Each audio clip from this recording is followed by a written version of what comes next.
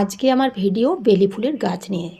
আপনারা এখানে দেখতেই পাচ্ছেন প্রত্যেকটা বেলি ফুলের ডালে ছোট্ট ছোট্ট কুঁড়ি চলে এসেছে। এমন কোনো ডাল নেই যে ডালে একটাও কুঁড়ি আসেনি এবং দু একটা ফুল ফোটা শুরু হয়ে গেছে।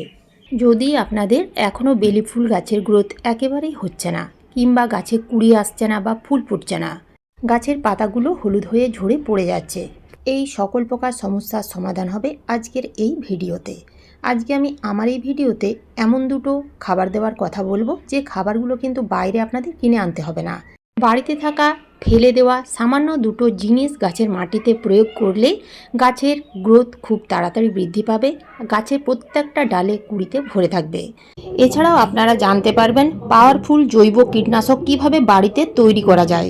তো কী সেই খাবার এবং কী সেই জৈব কীটনাশক জানতে গেলে ভিডিওটির সাথে থাকতে হবে। ভিডিওটা পুরোটা দেখবেন, স্কিপ করে দেখবেন না। স্কিপ করে দেখলে অনেক কিছুই আপনারা জানতে পারবেন না। ভিডিওটা দেখার পর যদি ভালো লেগে থাকে তাহলে প্লিজ একটা লাইক করবেন, কমেন্ট করতে ভুলবেন না এবং নতুন বন্ধুরা আমার চ্যানেলটিকে সাবস্ক্রাইব করে পাশে থাকার অনুরোধ রইল। নমস্কার বন্ধুরা, আমি সোনালি আর আপনারা দেখছেন সোনালিস গার্ডেন। এর আগে এই বেলি ফুল গাছের দুটো ভিডিও দিয়েছিলাম এবং এই গাছে কিভাবে রিপোর্টিং করতে হয়, কিভাবে প্রুনিং করতে হয়, কি খাবার প্রয়োগ করলে গাছ ঝোপালো হবে, সমস্ত কিছুই ডিটেলসে দেখানো হয়েছে। যদি আপনারা সেই সময় সেই ভিডিওগুলো দেখে থাকেন এবং সেইভাবেই যদি বেলি ফুল গাছের পরিচর্যা কিংবা খাবার প্রয়োগ করে থাকেন, তাহলে আমার এই বেলি ফুল গাছগুলোর মতো আপনাদেরও বেলি ফুল গাছের গ্রোথ সুন্দর হবে এবং অসংখ্য কুঁড়িতে ভরে থাকবে। টবের মাটি যেহেতু সীমিত, তাই খাবার প্রয়োগ করতেই হবে। তো খাবার প্রয়োগ করার আগে আমাদের বেশ কিছু টিপস ফলো করতে হবে। তো সেই টিপসগুলো কী চলুন একটা একটা করে জেনে নেওয়া যাক। প্রথম যে টিপস তা হলো, যদি আপনারা এখনও বেলি ফুল গাছের রিপোর্টিং করেননি বা ডাল কাটাই ছাঁটাই করেননি, তাহলে এই সময় আপনারা রিপোর্টিং করে ফেলুন। তবে খুব বেশি দেরি করবেন না এবং ডালগুলো হার্ড কাটাই ছাঁটাই করে ফেলতে হবে। ডাল কাটাই ছাঁটাই করলে বেলি ফুল গাছ অনেক বেশি এবং অনেক তাড়াতাড়ি ঝোপালো হবে এবং নতুন ডালে কুঁড়ি আসবে। আপনারা এখানে দেখতেই পাচ্ছেন প্রত্যেকটা নতুন ডালে কুঁড়ি এসেছে। তো তাই আপনাদের এই সময় ডাল কাটাই ছাঁটাই করতেই হবে যদি আপনারা গাছ থেকে প্রচুর পরিমাণে ফুল নিতে চান। যদি আপনাদের বেলি ফুলের গাছগুলো ছোট পটে আছে, রুট বাউন্ড হয়ে গেছে, তাহলে কিন্তু ছোট পট থেকে বড় পটে রিপোর্টিং করুন। এছাড়াও আপনারা এই সময় নার্সারিতে বেলি ফুলের গাছ কিনে এনে টবে প্রতিস্থাপন করতে পারেন। এই সময় নার্সারিতে খুব ভালো রকমের বেলি ফুলের গাছ পেয়ে যাবেন। 2 নাম্বার টিপস হচ্ছে, বেলি ফুল গাছগুলো যেহেতু গ্রীষ্মকালীন ফুল গাছ, গ্রীষ্মকাল থেকে প্রচুর পরিমাণে ফুল দিতে শুরু করে, তাই বেলি ফুলের গাছগুলোকে ফুল সানলাইটে রাখতে হবে। খুব কম করে হলেও 4 থেকে 5 ঘন্টা সূর্যালোকে রাখতেই হবে। আপনারা যদি গাছগুলো ফুল সানলাইটে রাখেন তাহলে গাছে পোকামাকড়ের উপদ্রব হবে না, গাছের গ্রোথ সুন্দর হবে এবং গাছ খুব তাড়াতাড়ি ঝোপালো হয়ে উঠবে। 3 নাম্বার যে টিপস আপনাদের ফলো করতে হবে তা হলো, টবের মাটিতে যদি আগাছা জন্মায় তাহলে সেই আগাছাগুলো তুলে ফেলে দিতে হবে। টবের মাটি সবসময় পরিষ্কার রাখতে হবে। টবের মধ্যে যদি আগাছা তুলে ফেলে না দেওয়া হয়, আগাছাগুলো যদি থেকেই যায়, তাহলে কিন্তু গাছকে বাড়তেই দেবে না, কেননা এই আগাছাগুলোই প্রধান গাছের পুষ্টি শোষণ করে নেবে। তাই টবের মাটিতে আগাছা দেখলেই তুলে ফেলে দিতে হবে। 4 নাম্বার টিপস হচ্ছে গাছের মাটিতে খাবার প্রয়োগ, যেটা আমাদের সঠিক সময়ে সঠিক খাবার প্রয়োগ করতেই হবে গাছের প্রচুর পরিমাণের ফুল নেওয়ার জন্য। তো এই সময় আমাদের গাছের মাটিতে ক্যালসিয়াম এবং পটাশিয়াম সমৃদ্ধ খাবার দিতে হবে। আমার হাতে এখন যে খাবারটা দেখতে পাচ্ছেন, এই খাবারটা হচ্ছে ডিমের খোলা গুঁড়ো। অনেকেই গাছের মাটিতে ডিমের খোলা ব্যবহার করতে চান না, সেক্ষেত্রে কি ব্যবহার করতে পারবেন তাও জানতে পারবেন।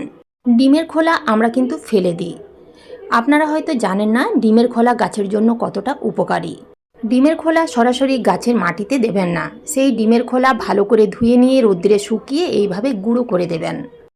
8 থেকে 10 ইঞ্চি টব হলে 1 চামচ করে দেবেন। এই ডিমের খোলার মধ্যে থাকে প্রচুর পরিমাণে প্রোটিন এবং ক্যালসিয়াম। এতে magnesium, sulphur, boron, copper, iron, silicon ছাড়াও বিভিন্ন পুষ্টিগুণ থাকে, যা আমাদের গাছের জন্য এবং গাছের গ্রোথের জন্য খুব ভালো কাজ করে। আপনারা যদি ডিমের খোলা এরকম পাউডার বানিয়ে ব্যবহার করতে পারেন তাহলে মাটিতে খুব সহজেই ডিকম্পোস্ট হয়ে যায়।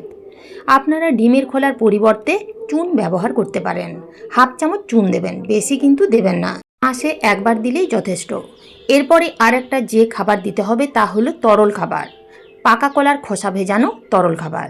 পাকা কলার খোসা আমরা ফেলে দিই, তো সেই পাকা কলার খোসা ফেলে না দিয়ে বেশ কিছু পাকা কলার খোসা একটা পাত্রে জল দিয়ে যদি 3 থেকে 4 দিন ভিজিয়ে রাখা হয় এবং সেই তরল খাবার যদি আমরা গাছের মাটিতে নিয়মিত প্রয়োগ করতে পারি, তাহলে গাছে প্রচুর পরিমাণে কুঁড়ি আসতে সাহায্য করে।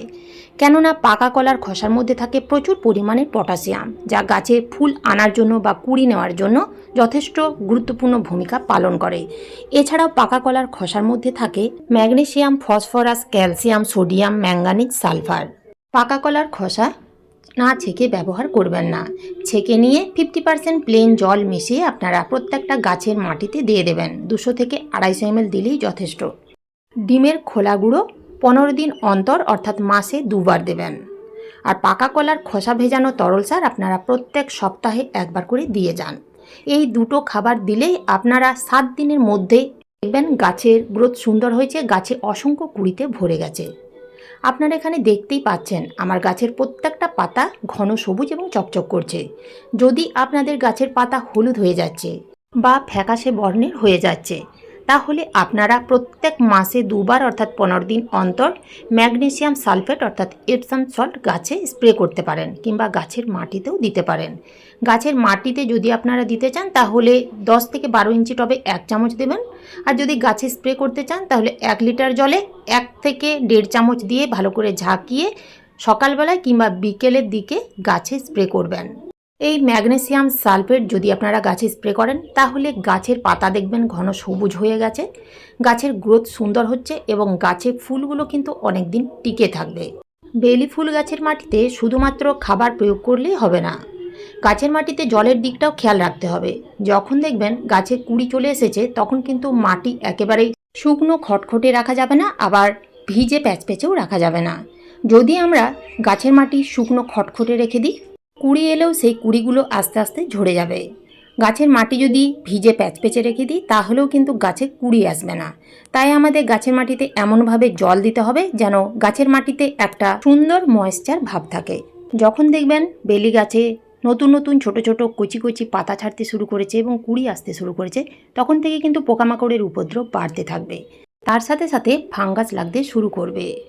তাই আপনারা নিয়ম করে কীটনাশক এবং ছত্রাকনাশক গাছে স্প্রে করবেন।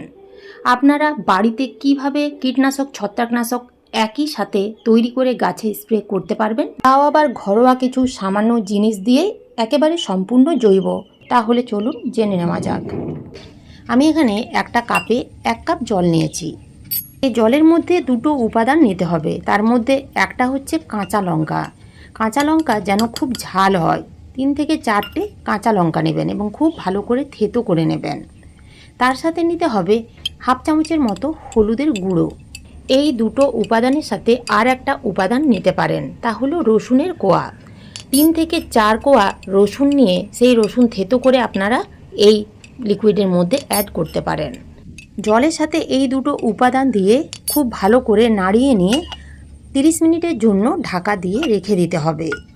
30 মিনিট হয়ে গেলে ছেঁকে নিয়ে প্রত্যেক সপ্তাহে 1 বার করে সন্ধ্যের সময় গাছে স্প্রে করলেই গাছে পোকামাকড় এবং ফাঙ্গাস লাগবে না। তো এইভাবেই আপনারা বেলি এবং জুঁই এই দুটো ফুল গাছের একইভাবে পরিচর্যা করুন এবং এই খাবারগুলো প্রয়োগ করুন, এই কীটনাশক গাছে স্প্রে করুন।